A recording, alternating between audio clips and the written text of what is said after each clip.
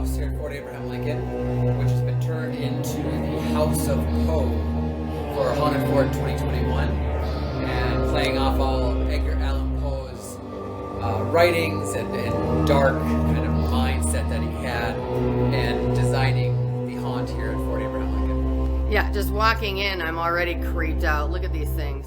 Oh my gosh. Yeah, that's not scary at all.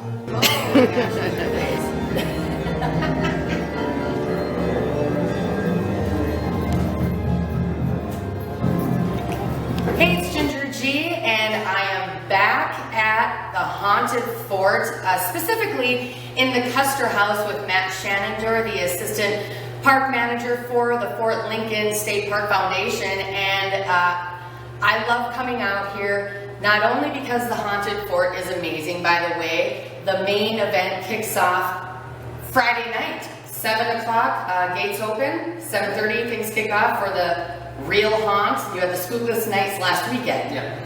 So let's talk about, first of all, your main event, Haunted Fort. What can the folks expect this year? So this year we're really happy to be back. Obviously last year we didn't have it, so it was a really big bummer around here. Yeah. Quiet in the month of October. But no, this year we kind of came back and we came up with 3 different haunted houses. So we have the House of Poe, Which we just walked through, and let me tell you what, it is so creepy.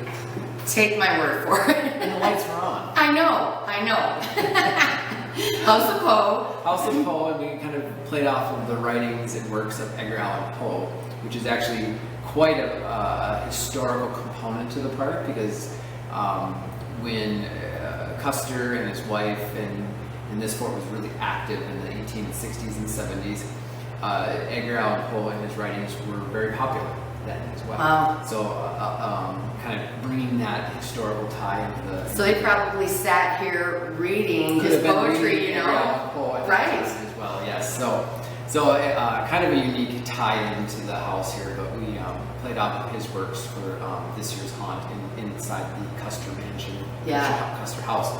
So the other 2 buildings, the granary is our Carnival of Mayhem, our typical kind of carnival haunt, a little bit more darker even with it.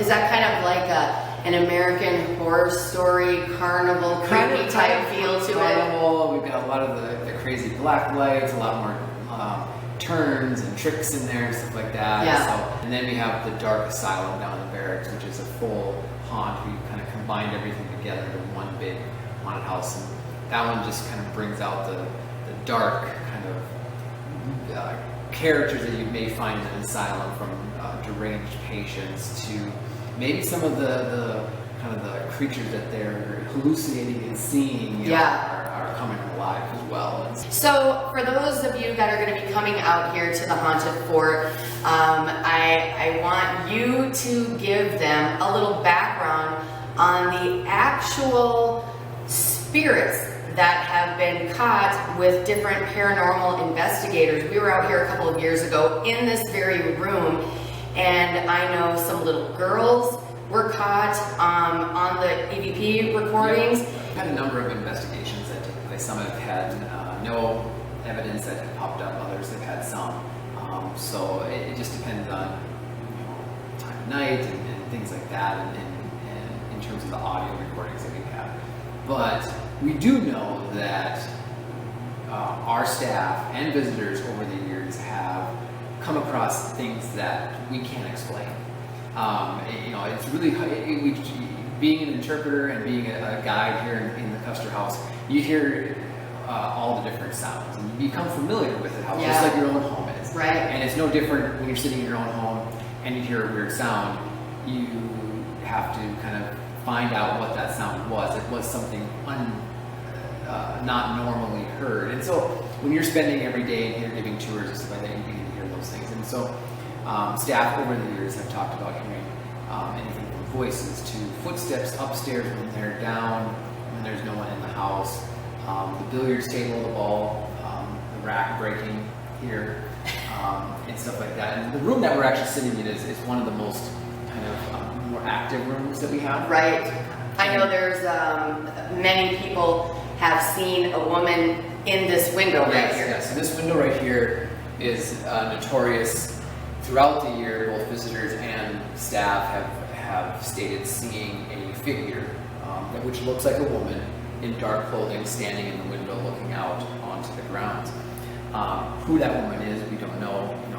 A lot played into the fact that maybe Libby Custer's spirit here, but there were many other families that kind of came through these quarters during its lifetime here. Right. But we do know that from the time that this house was being reconstructed, workers saw or heard things that were unexplainable, and all the way up to today, we still hear things and see things that are unexplainable by our staff, by our visitors, in terms of things that are happening here in the quarters. And so it's really interesting.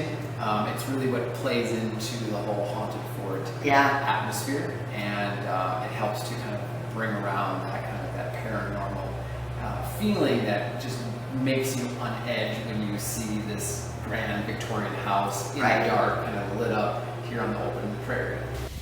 All right, so we are back, and of course, as you can see, we are in front of the Custer Mansion. Now, Matt, last time we were out here, first of all, the last time we came out here to record, there were some extremely weird things that happened. The weather was perfect, no wind, the sun was shining. As we made our way right up where we're standing, we started recording. I asked Matt a question about the Custer Mansion, the Custer House, and literally as he started talking, the clouds rolled in, the wind picked up so severe that you couldn't hear what he was saying.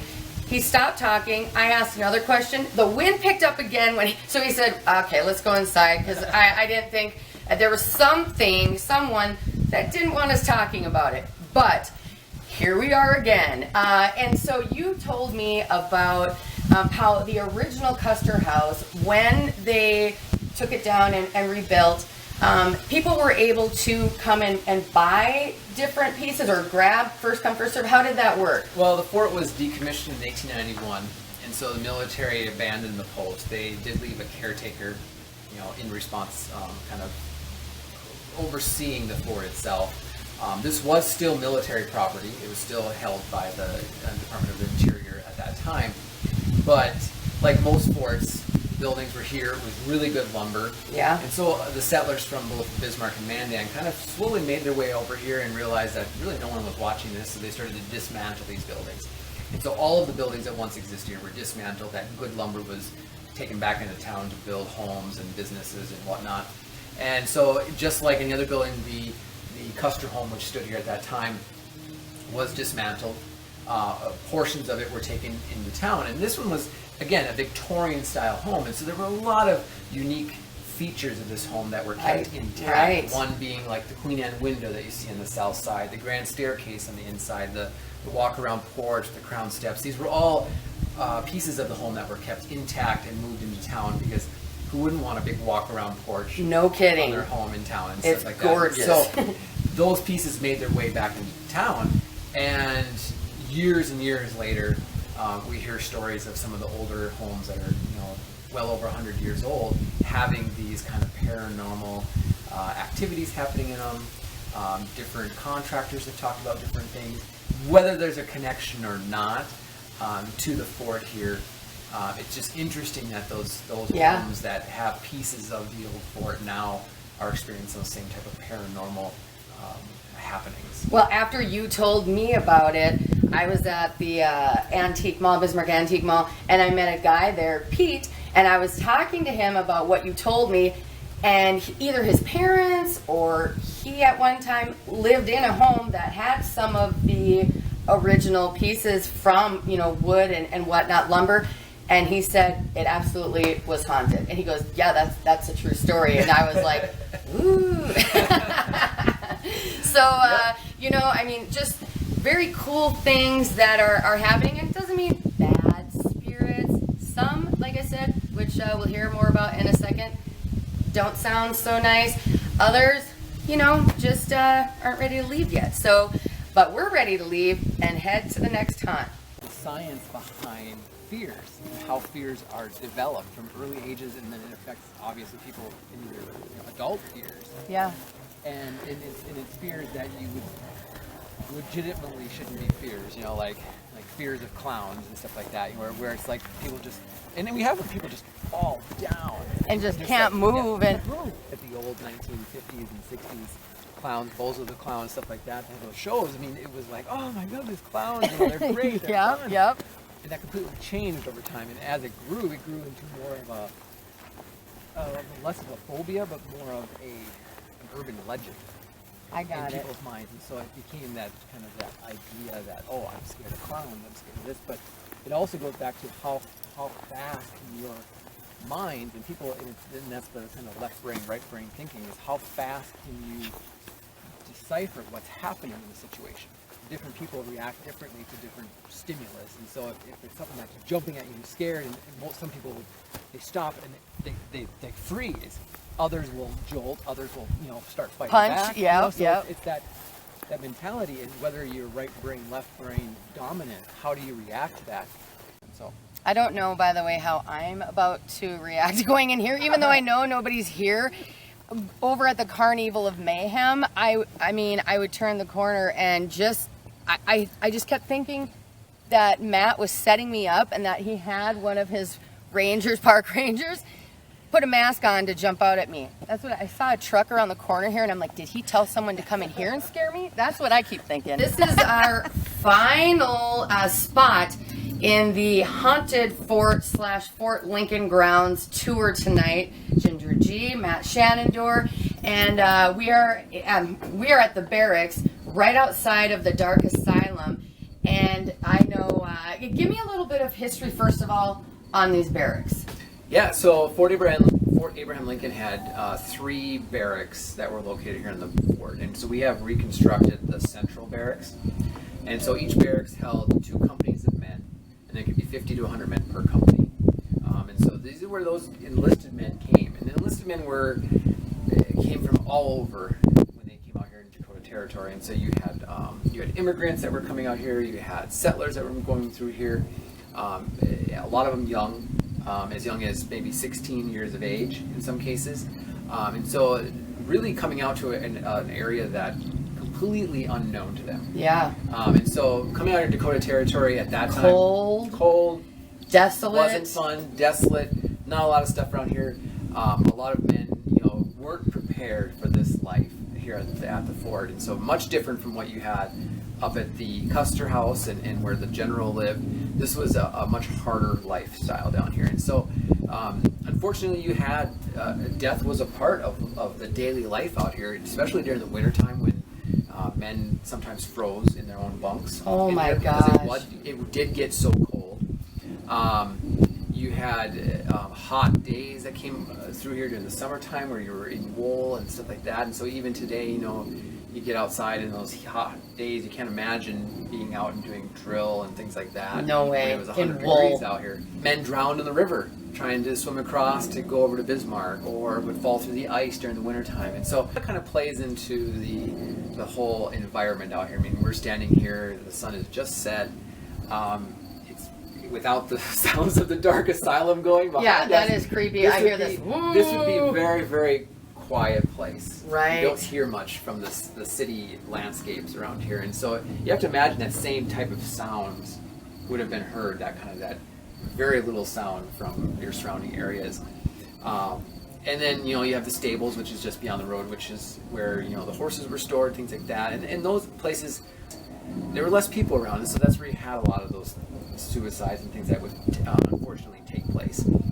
And so the barracks kind of lends that paranormal environment. And so when this building was reconstructed, we would have reenactors that would come out, and one episode or one story that I remember being told is of a group of reenactors that were actually spending a couple of winter nights here. And so they had the potbelly stove inside going, and they were sleeping on the bunks, and they were there was a group of them that was already here, and they were waiting for a few individuals to arrive. And one of the story goes that they were inside the building and could hear someone walking down this long deck. And so one of the things that soldiers had back in the day was their shoes had a metal heel plate on it. So very distinct sound of that metal hitting a wood floor. It's so different from the day. You don't really hear us walking. Yeah. Then you heard that kind of clock, clock, clock, almost like the hooves of a horse. Right. And so it was very, very distinct. And so those men, the reenactors, were inside, and they heard that sound on the porch, walking down the porch.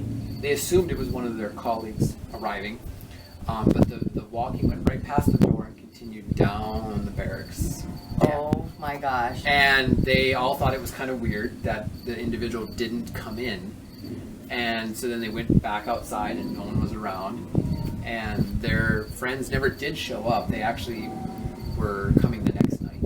Oh And so my gosh. they were waiting for someone to show up, but then no one did. But they did hear very distinct the sounds of a soldier basically walking down Wow. this deck here. And so going forward, visitors have also stated in their visits to the barracks here, hearing the footsteps of soldiers. That Inside distinct through sound, that wow, distinct the clanking of that heel metal plate. on the wood floors. So that's one of the most common sounds that's always kind of talked about by visitors or even staff. When they're down here cleaning, doing things, they hear that sound, and it's very, very distinct sound that you can hear. So one of the paranormal type of stories that comes from the barracks here, but again, the dark asylum, there's a lot of noise in there, so you ain't going to hear any clicking of heel plates on the floors this visit to the haunted fort. And I would like to act tough and say I would spend the night out here on a cold winter night with one other or two other people, but the reality is no way would I stay out here. Well, maybe. But I'm thinking I would probably not. Have you ever spent the night out here? We've spent the night, yep. Many, like in the barracks, In the or barracks, different in the things. Custer Over House? my years here, we've been out here at night. Once you can't explain it, then it switches over to that next realm of could it possibly be that? Right. So Well, besides the history and the beauty, we are so lucky to have the haunted fort, have these buildings to go through, and that this is the 19th season of the haunted fort. So Matt, thank you so much for the tour, and I hope you all come out here for the haunted fort. Again, give them the website where they can pick up tickets. go to hauntedfort.com. You can find all the information for the 19th season here at Fort Abraham Lincoln State Park. There you have it. Scare you later.